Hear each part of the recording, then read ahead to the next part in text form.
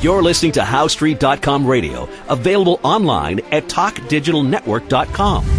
Welcome to HowStreet.com radio, the online source for market opinions. Here is Jim Goddard. My guest is John Rubino, author of several books on the economy, including The Money Bubble. His website, dollarcollapse.com. Welcome to the show, John. Hey, Jim. Good to talk to you again. How long is the U.S. dollar going to continue to climb and little currencies like the Canadian dollar continue to fall? I don't know.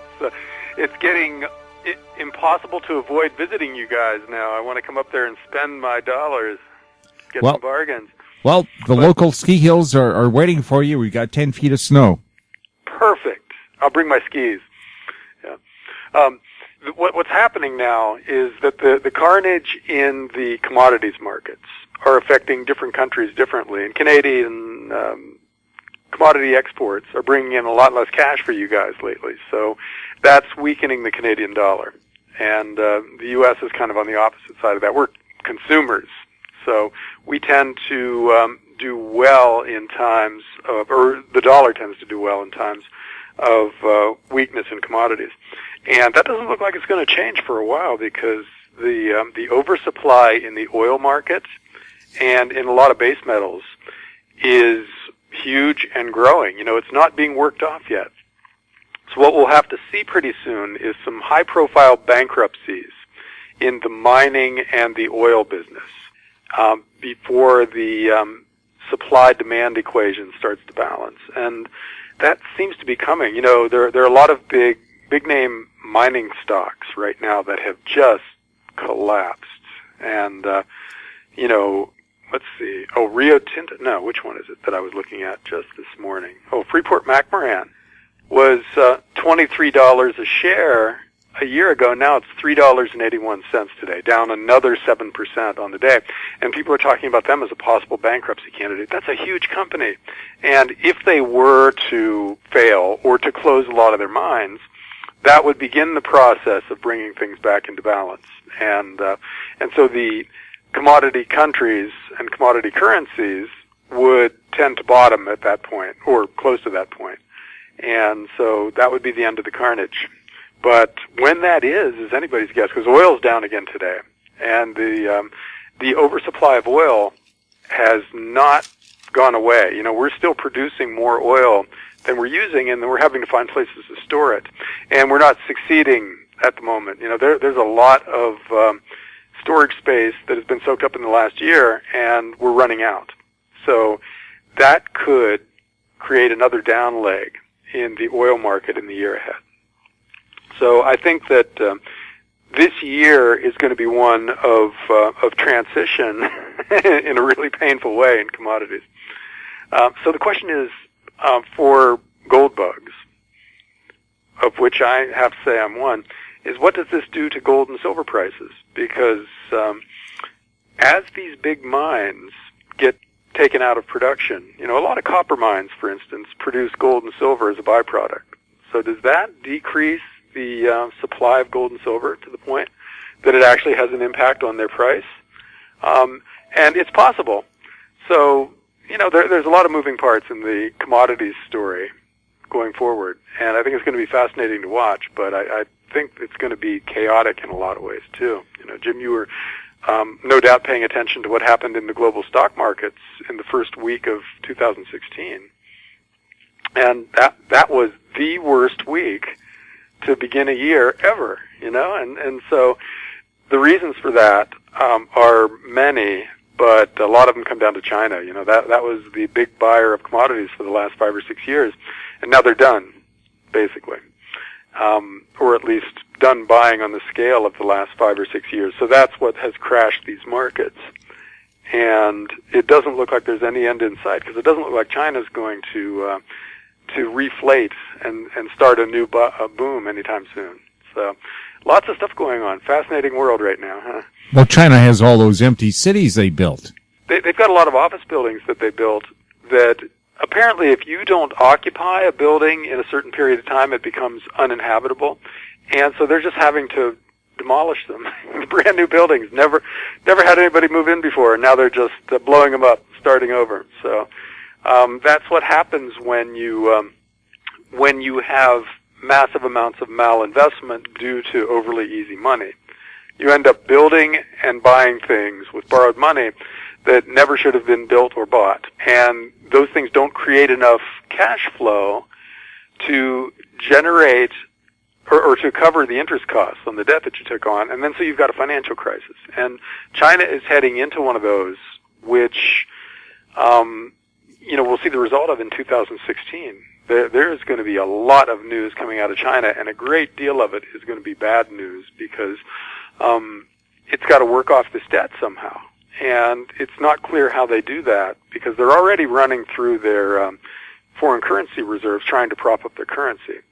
The next step will be to devalue the currency really aggressively. The yuan is going to have to go down in value versus certainly the U.S. dollar, and probably the euro and the yen and the Canadian dollar and British pound. And so that's going to send shock waves throughout the world because to the extent they get any benefit from devaluing their currency, it comes at our expense. It comes at the expense of their trading partners.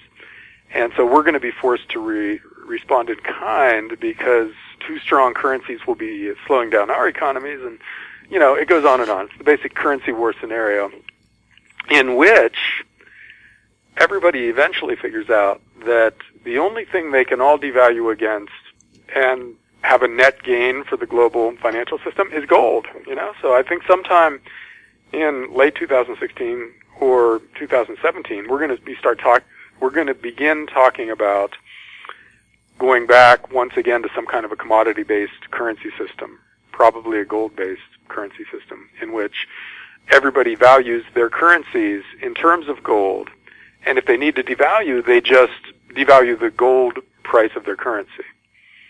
And so, we'll see. I think it's an inevitable transition, and it's going to be part of the story going forward as this credit crisis that we've really got going right now evolves. Well, we know China's been stockpiling gold for 5 years. What other countries have been doing that? Russia, India. These are cultures that remember their own currencies failing in living memory, and so they understand the value of money that can't be created in infinite quantities on a printing press. And so basically those three countries have been buying all the gold that is produced by the world's gold mines each year for the last 2 or 3 years, and then some. So a lot of people believe that the Western central banks are actually shipping some of their gold secretly to China and Russia and India, and so that we're running through our reserve gold here in the West, and at some point we run out. And, it's another part of the story. That's maybe a little further down the road, but, it's reasonable to assume that well before we completely run out of gold, we will decide that we can't sell anymore and we'll stop selling it. And then the calculus in the market, the balance in the market changes dramatically. And if the buyers want to keep buying, they're going to have to pay much higher prices. And, we're kind of seeing that at the individual level here, excuse me, where the U.S. Mint is now selling more silver coins in a couple of days than it used to sell in a month. And that's happening kind of across the board with official mints out there, where demand for gold and silver coins is way up from individual investors. And these are people who are looking what's going on in the world and are worried by it and are trying to figure out how to protect themselves. And they're seeing that gold and silver are way, way down from the last time they looked a year or two ago. And they're deciding that that's a bargain. So investment demand at the retail level for precious metals is through the roof. And that is something, that preceded the big bull market coming out of the 2008-2009 crash. There was a stretch where you just literally couldn't get silver coins. You could order them and you could send your money in, but it might be weeks or months before you actually got the coins. And so we're seeing demand at that kind of a level bubble up now. And so the question is, will it also precede a new leg of the bull market in precious metals like it did back then? Well, the Canadian Mint has been printing novelty valuable coins, Bugs Bunny, Superman, and people are buying them. Yeah. Now, from an investment standpoint, you want to just get the actual metal. Don't go for fancy stuff, and don't go for rarity, because if you're buying to protect yourself against a currency issue of some sort, you just want the metal. So go for the lowest premium possible. Get as much metal for your dollars as you can, which means, the generic, well-known silver coins, maple leaves, silver eagles, things like that, and possibly the lesser-known but still well-respected silver coins, like the rounds that the Northwest Territorial Mint here makes. They will be well understood when the time comes as pure silver, and you pay less for them up front, so you get relatively more for them later. And although the coins here are ship-free and there's no tax. Yeah, that's a good thing.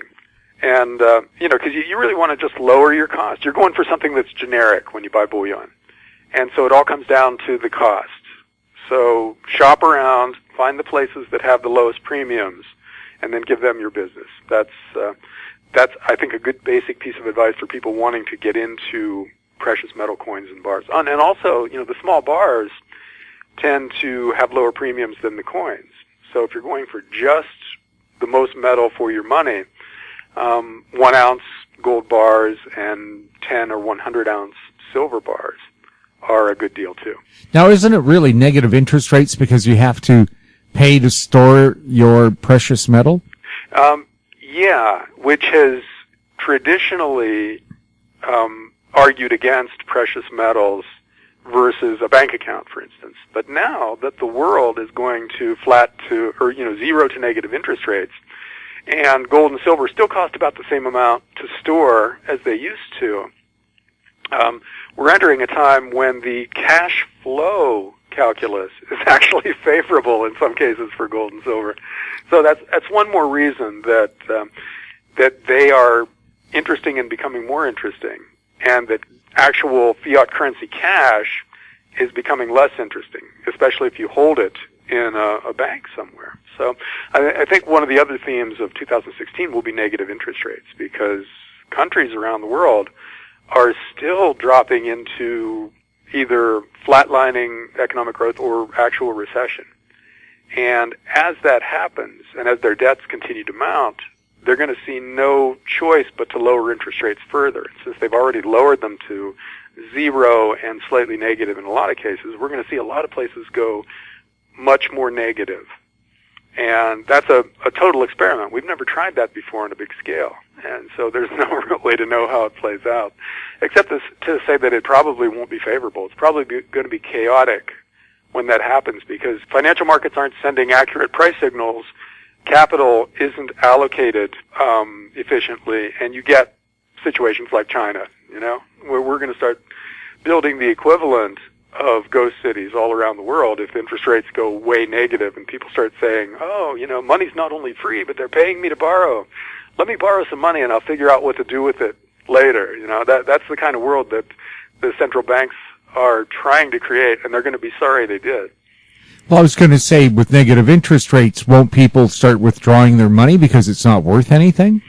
Yeah, that's one of the big worries for the banking system, is that if nobody wants to deposit their money in a bank, does that impair banks in some way because they just don't have any new cash coming in? And that leads to the next stage of this process, which is the war on cash, where countries are actively trying to make cash either really unattractive to hold, so that you go ahead and you put your money in the bank, even if you're getting negative 2%, because it's better than holding cash for some reason, or cash is flat out illegal.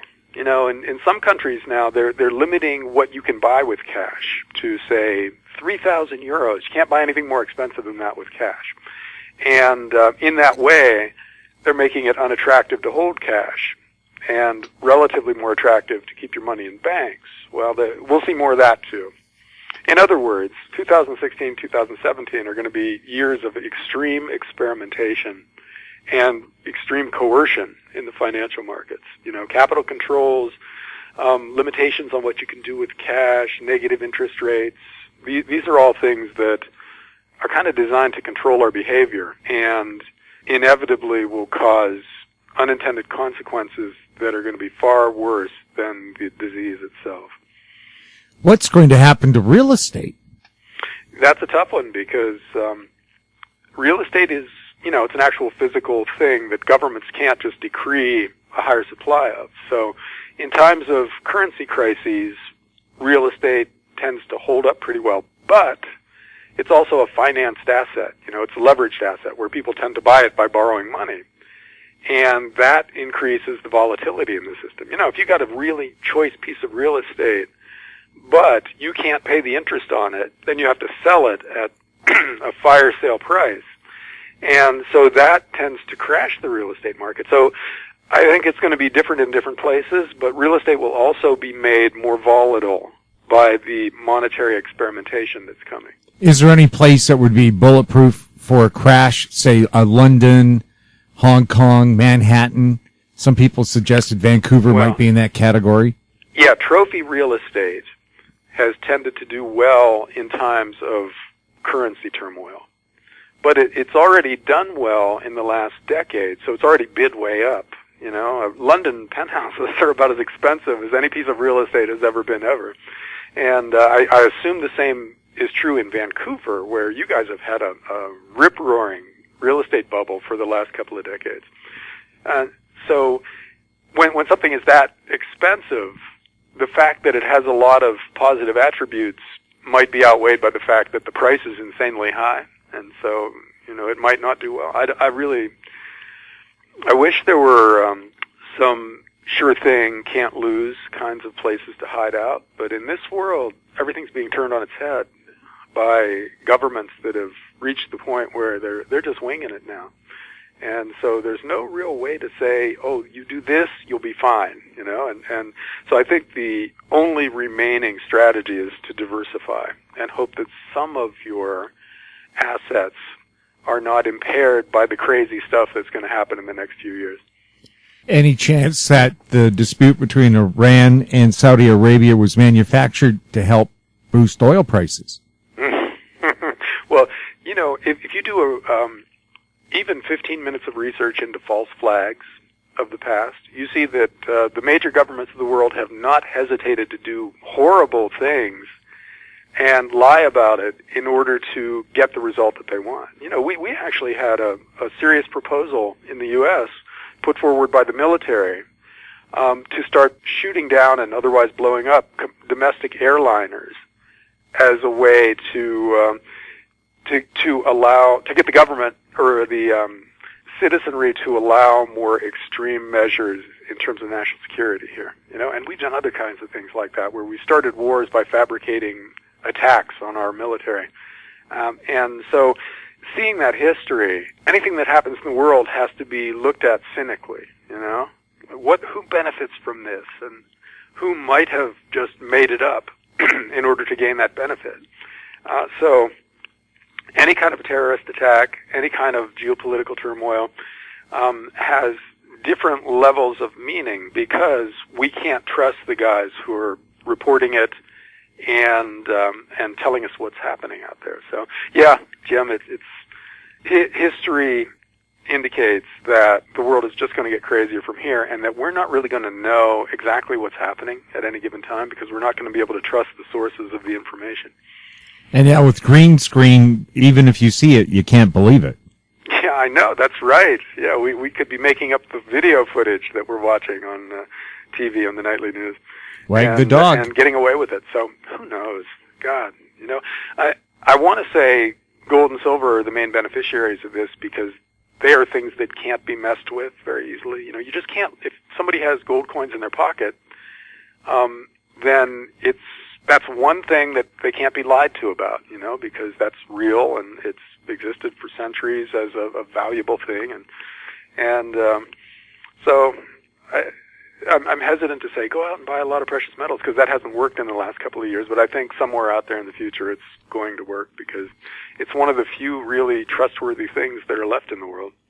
Well, I've never heard anybody in bad times say, damn, I invested in all that gold.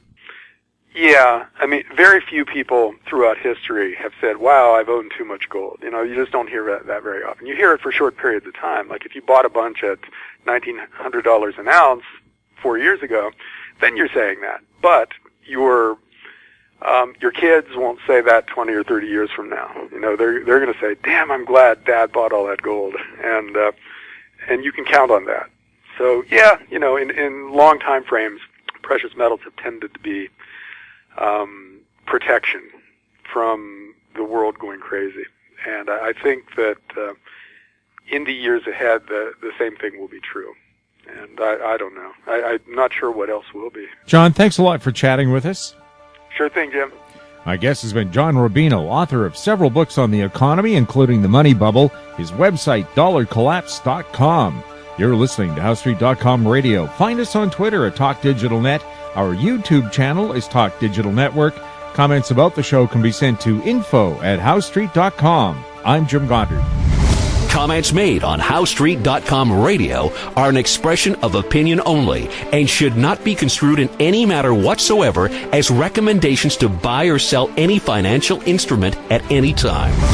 Available online at TalkDigitalNetwork.com. HowStreet.com Radio is a production of HowStreet Media Incorporated.